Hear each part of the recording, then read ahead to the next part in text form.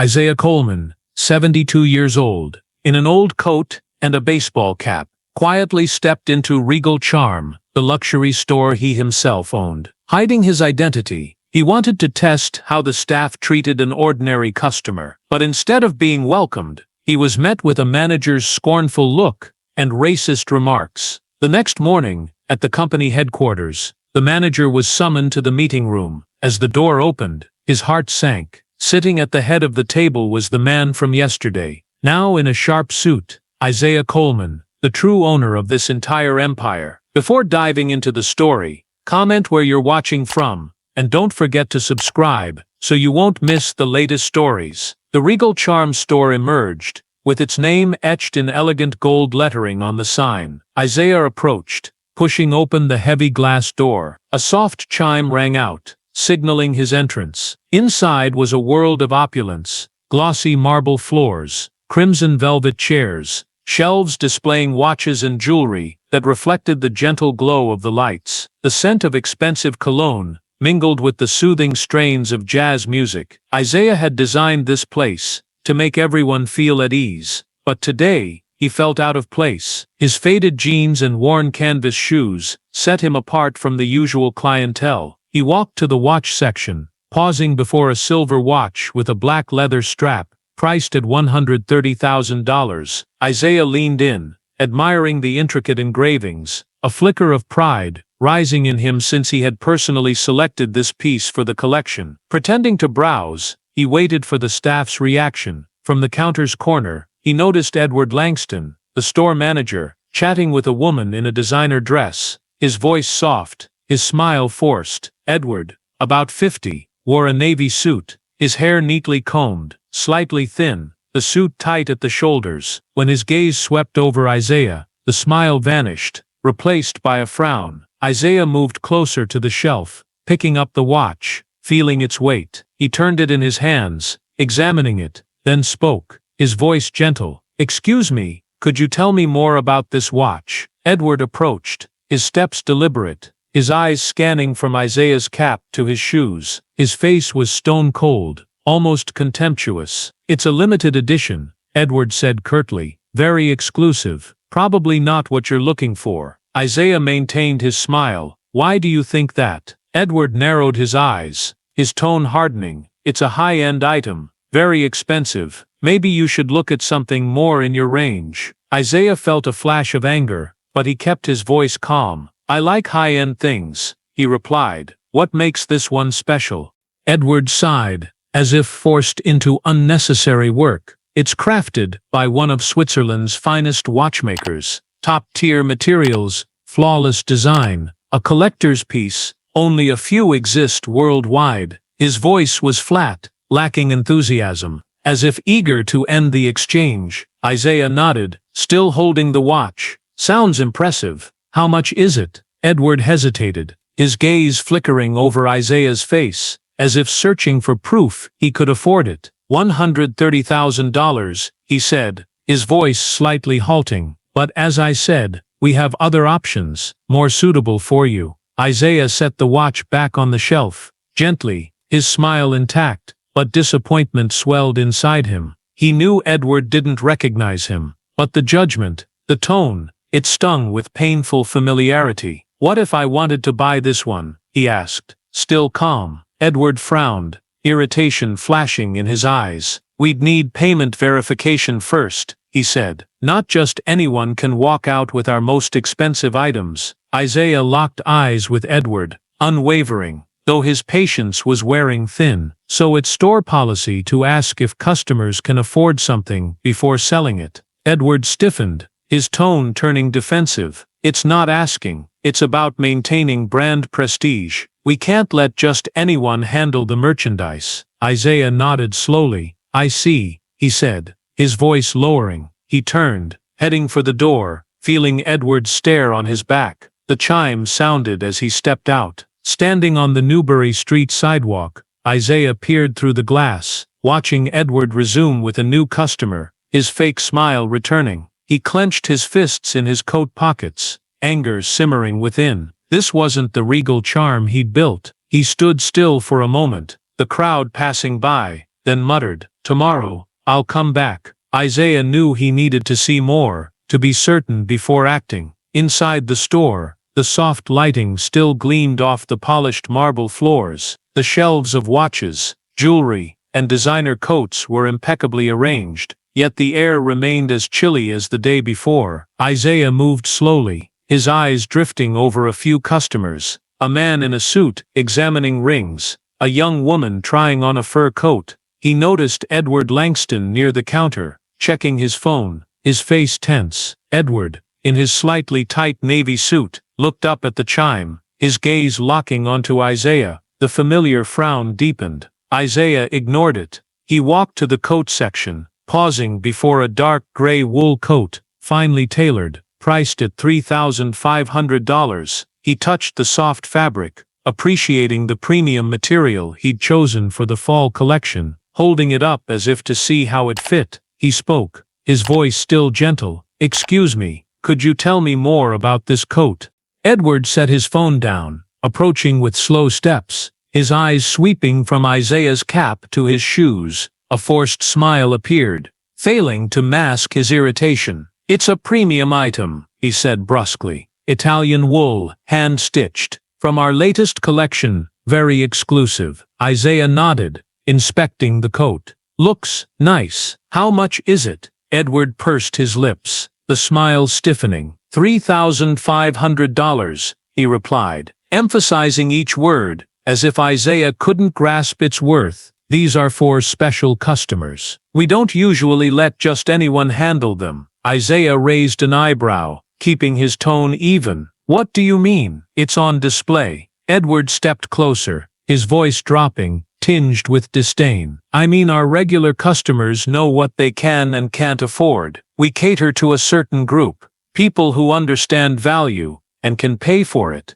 Isaiah set the coat back on the rack, slowly, anger simmering inside. He'd heard these words yesterday, and now they cut deeper. He met Edward's gaze, still calm. "So you keep some items out of reach for ordinary customers." Edward crossed his arms, his eyes hardening, the polite veneer slipping. "Our regular customers know their limits," he said bluntly. "We serve people with class. They don't want just anyone coming in and touching everything." Isaiah felt his patience thinning, but he held his composure. "I appreciate quality," he said firmly, "and I think I want this coat." Edward edged closer, his voice lowering, as if to keep it private. "Look," he said, disdain clear. "I don't mean to offend, but you should look at something more suitable. Don't waste time on what's out of your reach." Isaiah stared into Edward's eyes, his voice firming, yet controlled. "You don't know what my reach is," he replied. "Judging me by my looks isn't good business." Edward froze, irritation flaring in his eyes. He scanned Isaiah again, cap to shoes, as if confirming his assumption. "We have an image to uphold," he said slowly, like explaining rules to a fool. "Not everyone gets to handle our priciest items. That's how we operate."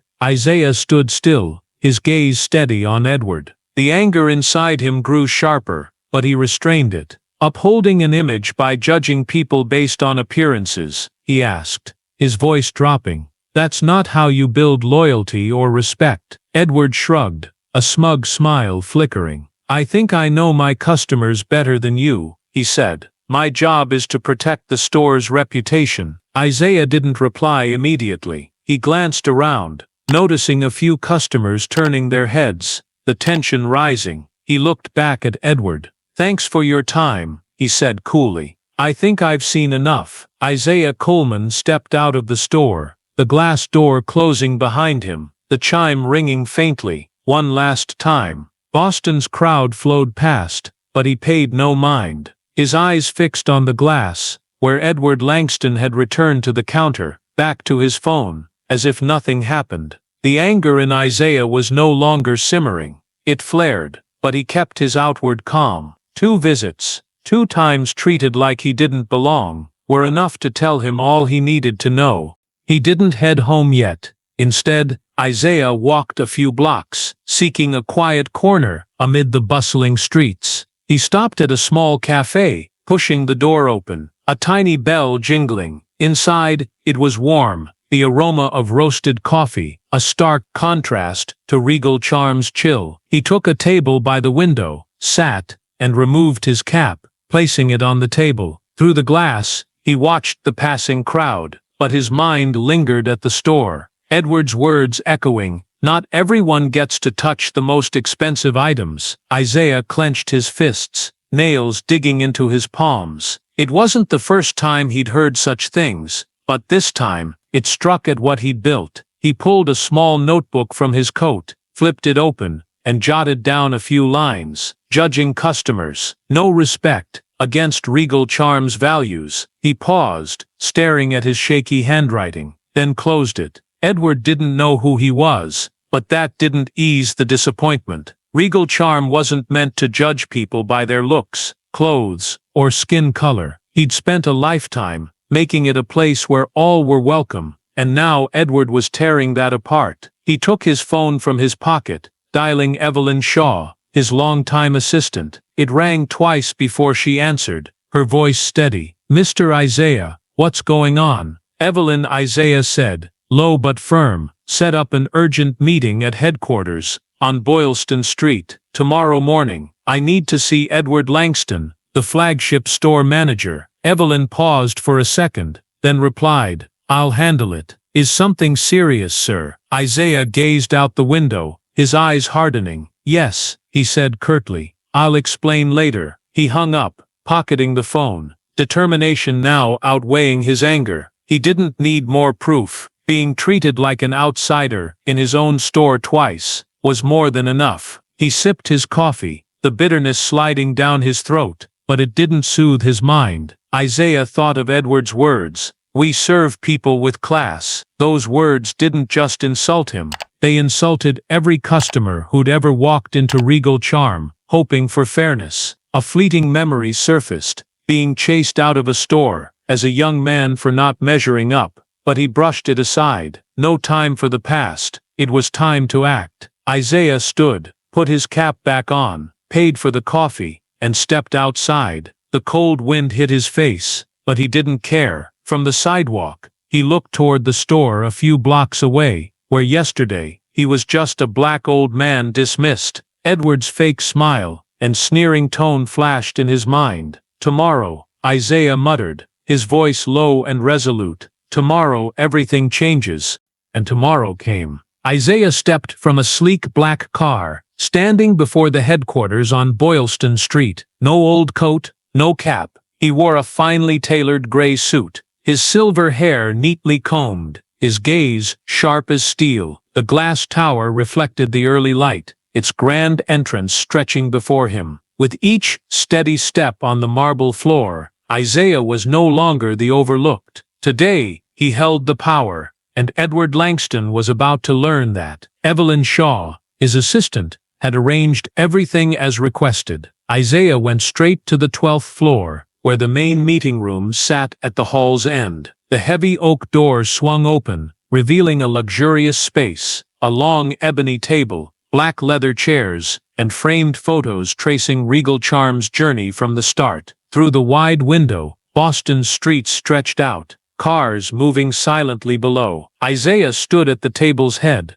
hand on a chair, staring out. He heard footsteps behind him, knowing Edward had arrived. Edward Langston entered, wearing his familiar navy suit, tight at the shoulders. He held a confident air, but his eyes betrayed a hint of unease upon seeing Isaiah. "Good morning," Edward said, his politeness strained. "I was called for a performance review, right?" Isaiah turned, locking eyes with Edward, his voice low but icy. "Sit down, Edward." Edward hesitated, then pulled out a chair, tapping the table lightly, as if to steady himself. Isaiah remained standing, his gaze fixed on the man before him. "Do you recognize me?" Isaiah asked, his tone even. Edward frowned, studying Isaiah, then shook his head. "I'm not sure. Have we met?" Isaiah gave a faint, humorless smile. "Yesterday," he said, "and the day before, at the flagship store on Newbury Street." Edward stiffened, his eyes flickering, but he quickly regained composure. "I see lots of customers daily," he said, shrugging. "If I met you, I don't recall." Isaiah nodded slowly, stepping closer to the table, hands resting on the wood. "Let me jog your memory," he said, his voice deepening. "I was the one in the old coat and cap, asking about the $130,000 watch. You said it wasn't what I was looking for, that I should check something more in my range. Yesterday, I asked about the $3,500 coat. You told me not to waste time, that I wasn't the kind of customer you serve." Edward's face paled, his tapping stopped. He opened his mouth, but Isaiah raised a hand to silence him. "I'm Isaiah Coleman," he said, his voice ringing like a declaration, "owner of Regal Charm, and you, Edward, treated me like I didn't belong in my own store." Edward's jaw dropped, panic flashing in his eyes. "Mr. Coleman, I didn't know," he stammered. "If I'd recognized you, I'd never—" "Didn't know?" Isaiah cut in, his voice sharper. "The issue isn't that you didn't know who I was. It's that you think you can judge customers by their looks, their clothes, what you call class. That's not the Regal Charm I built." Edward bowed his head, gripping the table's edge. "I was just maintaining the store's image," he said, his voice trembling. "I wanted to protect its prestige, serve the right upscale clients. That's business, sir." Isaiah stepped closer, his eyes blazing. "Business?" he repeated, his voice low but seething. "Judging people isn't business. Regal Charm was built to break down prejudice, not reinforce it. You think prestige comes from turning away anyone not in a suit? Prestige comes from respect, from making every customer feel valued." Edward looked up, trying to justify, "But upscale clients don't want to see people like you, no offense, wandering around the store. I was just doing what's best for revenue." Isaiah slammed his hand on the table, the sound echoing. "Don't you dare tell me what's best for revenue," he snapped. "I built this company from nothing, and I know what makes it thrive, not your prejudice. You insulted me, insulted customers, and insulted everything Regal Charm stands for." Edward shrank back, confidence gone. "I'm sorry," he said, his voice fading. "I didn't mean it. Give me a chance to fix this." Isaiah shook his head, his gaze unwavering. "No," he said firmly. "Your franchise agreement with Regal Charm ends today. You're fired, Edward." Edward shot up, face flushed. "You can't do this," he shouted. "I poured everything into that store. I'll sue if I have to." Isaiah stepped closer, his voice low and cold as ice. "Go ahead and try," he said, "but you won't win. The contract has clauses about upholding brand values, and you broke them. Now get out." Edward stood frozen, eyes wild, then turned, stumbling toward the door. Isaiah grabbed the intercom on the table. "Escort Mr. Langston out," he ordered, emotionless. Two guards appeared, guiding Edward from the room, his footsteps fading. Isaiah stood alone in the meeting room, one hand on the table, watching Edward leave the building, blending into the Boylston Street crowd. His emotions churned, anger subsided, relief took over, but a lingering unease remained. Firing Edward was right, necessary, but Isaiah knew it didn't erase the discrimination, not for him, nor perhaps for others. His gaze drifted toward the horizon, where his first store still stood. "There's more to do," he whispered, his voice low, a vow to himself. The oak door behind him swung open, snapping him back. Evelyn Shaw entered, holding a stack of files. "Mr. Isaiah," she said, her tone even and professional. "Talia Freeman is here. She's waiting outside." Isaiah nodded slightly, his eyes lighting up. Talia, the young staff member who'd shown him respect that day, despite being interrupted. "Bring her in," he said, his voice now steady as a judge's gavel. Seconds later, Talia Freeman stepped in. She wore the manager's uniform, white shirt, black skirt, but her face carried both nerves and resolve. Isaiah studied her briefly, then nodded, seeing sincerity in her eyes. He gestured to the chair across from him. "Sit down, Talia," he said. In that moment, it wasn't an interview or interrogation, It was the start of a vital talk about fairness, dignity, and the changes ahead. Talia sat, hands clasped, her gaze on Isaiah. "I was called here, about Mr. Langston," she asked, her voice soft but clear. Isaiah nodded, taking the head chair, his eyes locking onto hers. "Yes," he said. "I'm Isaiah Coleman, owner of Regal Charm. I visited the store twice, disguised, and Langston treated me like I didn't belong. He was fired this morning." Talia's eyes widened, but she steadied herself. I'm sorry for what you went through," she said. "I tried to help, but Langston wouldn't let me." "I know," Isaiah replied, his tone softening. "That's why you're here. I saw how you worked, how you tried to treat customers right. I need someone like you to lead the flagship store, at least temporarily, until I find a permanent manager." Talia blinked, stunned. "Me?" she asked, her voice trembling slightly. "I'm just an assistant manager. I'm not sure I'm ready." Isaiah leaned forward,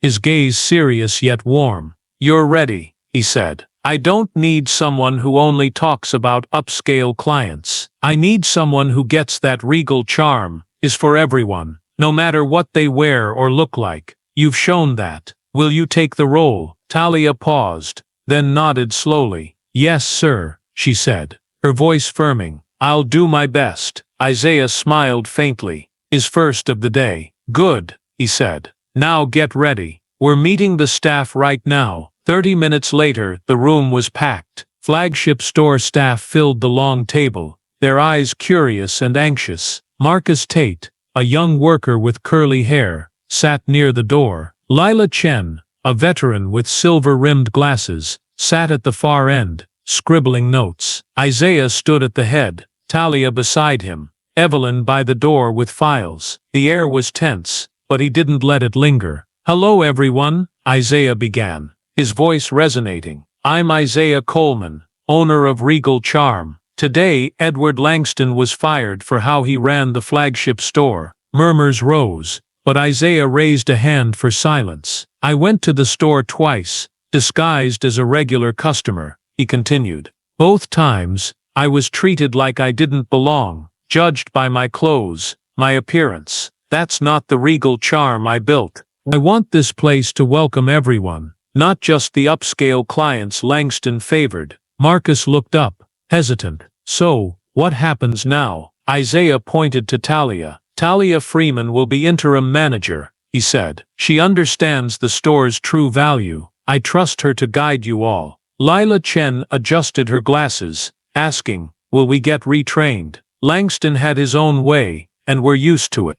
Isaiah nodded. "There'll be training," he replied. "Talia will start it, focusing on treating every customer fairly. No one gets judged at Regal Charm anymore. I want you to understand, prestige doesn't come from excluding people. It comes from making them want to return." The staff nodded, some smiling faintly. Talia stepped forward, her voice shaky but determined. "I'm not great with speeches," she began, "but I know we can do better. I'll work with you all to change things, step by step. If you have ideas, tell me." Isaiah watched, feeling the mood warm. He saw Marcus nod to Leela, as if they were ready. He stood, signaling the end. "Thank you everyone," he said. "I believe in you. Work with Talia, and we'll get Regal Charm back on track." 2 weeks had passed since he fired Edward Langston and appointed Talia Freeman as interim manager. He wanted to see how the flagship store was now, whether the values he'd set were being restored. He took a deep breath, pushing open the heavy glass door. The soft chime announced his arrival. Inside, the atmosphere was entirely different from before. The marble floors still gleamed, the red velvet chairs remained elegant, but the cold distance was gone. Jazz music blended with the lively chatter of customers and staff. Isaiah observed Marcus Tate near the watch section, smiling as he talked with an older man in a plain coat. Lila Chen assisted a young woman, trying on a fur coat, her voice gentle and patient. The crowd was bigger, from suited elites to casually dressed folks, all greeted equally. Isaiah moved deeper, seeking Talia. He spotted her near the counter, holding a notebook, guiding a new employee. In her manager's uniform, white shirt, black skirt, She exuded confidence, no longer the nervous figure from headquarters. She looked up, caught his eye, and smiled.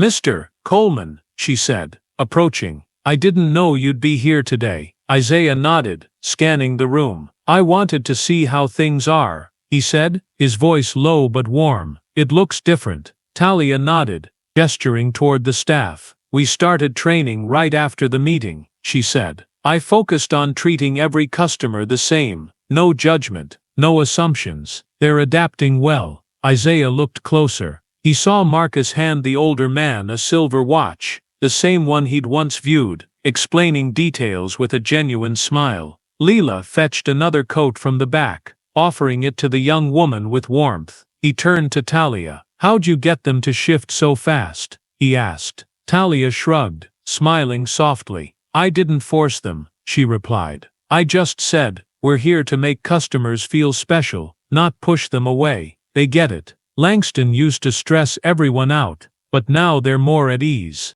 Isaiah nodded, satisfaction creeping in. He walked to the coat section, where Edward had once dismissed him. A young customer in a hoodie and jeans examined the $3,500 wool coat he'd asked about. Marcus approached, friendly. "Like it? It's Italian wool, warm and sturdy. Want to try it?" The customer nodded, grinning. "Thanks, I'm not sure I can afford it, but I'd like to try." Marcus laughed. "No problem," he said. "Try it out. If you love it, we'll figure something out." Isaiah, a few steps away, heard every word, his heart lightening. This was the regal charm he'd dreamed of. Talia came closer, her voice quieter. "I've held some small training sessions," she said. "We practiced handling everything, from tough customers to folks just browsing. Lila and Marcus are enthusiastic. They've helped me inspire the team." Isaiah turned, his eyes brightening. "I can tell," he said. "You're doing better than I expected." Talia. Before she could reply, a middle-aged woman approached, holding a Regal Charm shopping bag. She glanced at Isaiah, then turned to Talia, her voice warm. "I have to tell you," she began. "I came here months ago, and the old manager, don't recall his name, made me feel like I wasn't good enough to buy anything. Today, I came back, and it's night and day. That lady," she pointed to Lila, "was so patient with me. I'll be back often." Talia smiled. "Thank you," she said. "We're thrilled you returned." The woman nodded, left, and Isaiah watched her go, feeling vindicated. He stepped to the glass door, peering out at Newbury Street's bustle. He turned back to Talia. "You've changed the vibe here," he said. "But this is just the start. Can you keep it up?" Talia nodded, her gaze steady. "I'll do my best, sir," she said. "I believe we can do even better." Isaiah nodded, resting a hand on her shoulder briefly, then letting go. "I trust you," he said, heading out. The chimes sounded as he exited. Outside, he glanced back through the glass, seeing Talia resume work, Marcus and Lila chatting with customers. Hope grew in him, but he knew the journey was long. "Just the beginning," he muttered, his voice low and rough. The store's atmosphere now buzzed with warmth and life. Laughter and customer chatter mixed with gentle jazz, creating a peaceful vibe. Isaiah, in a gray sweater and black slacks, no longer disguised, was just an owner checking in. He watched Talia patiently guide a new employee unwrapping, her focus calm and confident. He nodded, reassured, the hope from his last visit intact, though he knew stability took time.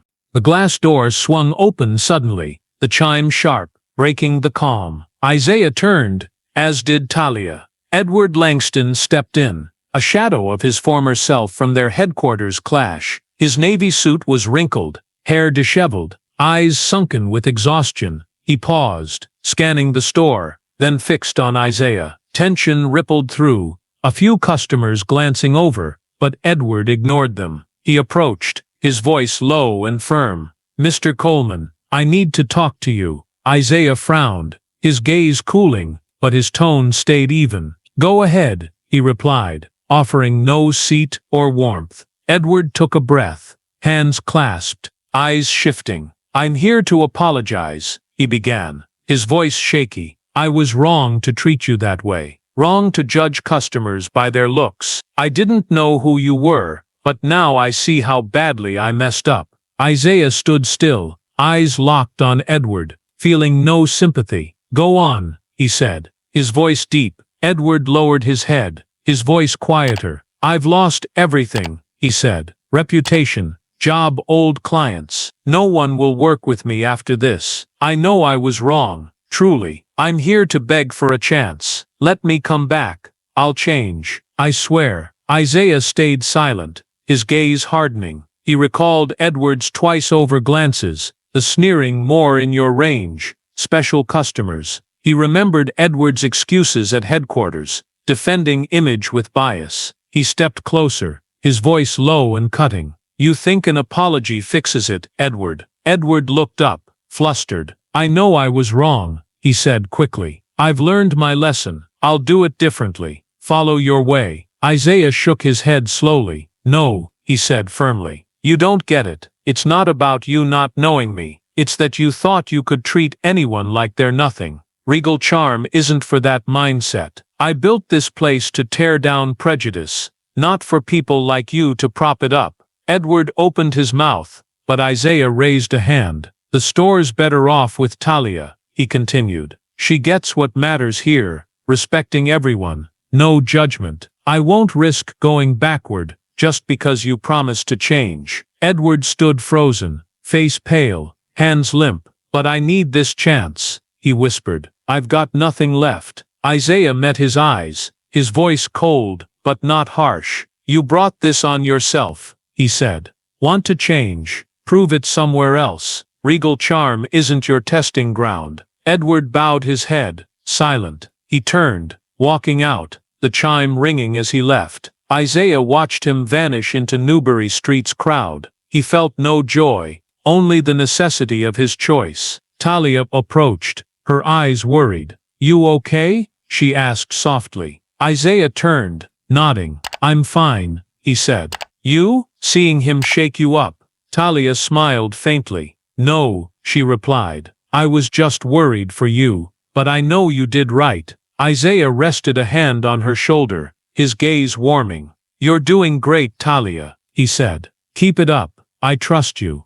Talia nodded, her eyes brightening. Thank you, she said, returning to the counter. Isaiah lingered, taking in the lively store. He stepped out, the chime sounding again. On the sidewalk, he peered through the glass, seeing Talia and the staff at work. His heart lighter. Edward was gone. Talia was the future. He muttered, it'll be okay. This morning marked the first event Talia organized, a special day to fling the doors wide for all, whether to shop or just look. Isaiah chose to be there, eager to see what Talia and the team had built since Edward Langston's exit. He eased open the heavy glass door, the chime a soft welcome. Inside glowed with warm light bouncing off glossy marble. Red velvet chairs mingled with curious visitors. Marcus Tate stood by the display, grinning as he handed a silver watch to a hoodie-clad boy, sharing details like a storyteller. Across the room,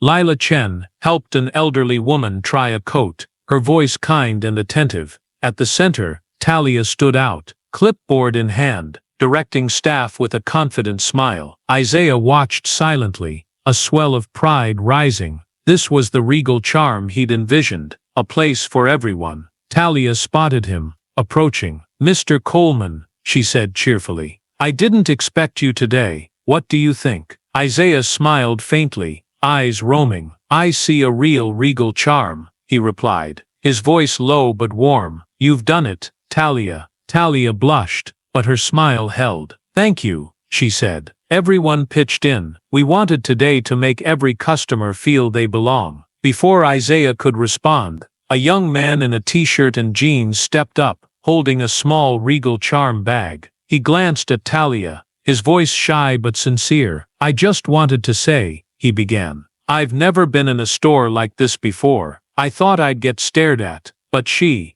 pointed to Lila, helped me pick a gift without making me feel awkward. Thanks. Talia nodded, her eyes shining. Glad you came, she said. Come back anytime. The young man smiled, left, and Isaiah watched, feeling justified. He walked to the coat section, once a sore memory with Edward. Now, A family of 3 admired the $3,500 wool coat, chatting easily. Marcus approached. Friendly. Pretty nice, huh? Want me to grab another color to check out? Isaiah stood quietly, hearing every word, a piece of him healing. He turned to Talia, now by the counter, reviewing her list. You've turned this into what I always wanted, he said, his voice deep. Can you keep it going? Talia met his eyes, her voice steady. I can, sir, she replied. I promise to keep it how you want it. Isaiah nodded, resting a hand on her shoulder briefly, then releasing. I trust you, he said.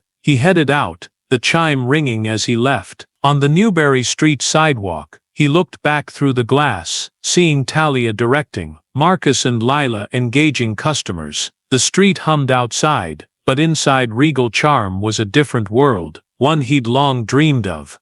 He reflected on his journey, from founding Regal Charm to Break Prejudice, to Edward's dismissals, to this transformation. He didn't need to recount the past at length, just felt proud. The store had reclaimed its values, respect, inclusion, welcome. He muttered, it'll go on. Isaiah walked off, blending into Boston's crowd, his heart light. Certain Regal Charm would endure under Talia and those like her. The story of Isaiah Coleman, in Session. A black old man goes undercover. In luxury store, the racist owner kicks him out, and gets karma. Next day, mirrors social issues still alive in the U.S. today, especially discrimination, based on appearance and class bias, a reality not uncommon in commercial or public spaces. Isaiah, an elderly black man, went undercover to check Regal Charm in Boston, and was denied service by Edward Langston, just for wearing an old coat and faded jeans. Parts 1, 2. This echoes reports of racial profiling in U.S. retail, where people of color are often watched or undervalued, like incidents at upscale stores in New York or Los Angeles recently. Isaiah's patience facing Edward's contempt, and his choice to fire him, show the power of confronting injustice rather than staying silent. Appointing Talia Freeman, and the store's positive shift under her lead, reflect a modern U.S. trend, where companies increasingly prioritize diversity and inclusion to build customer trust. The lesson is in today's U.S., we must actively fight bias and foster fairness. Like Isaiah rejecting Edward's late apology, we shouldn't easily forgive wrongs without real change. Demand accountability, and like Talia's open door event, we should create spaces where everyone, no matter their background, feels respected. Learn from Isaiah, observe, act, and empower those worthy like Talia, so change isn't just talk but a lasting reality. Subscribe to the channel to follow Regal Charm's next journey, and more meaningful stories of change. Thanks for joining Isaiah and Talia. See you in the next video.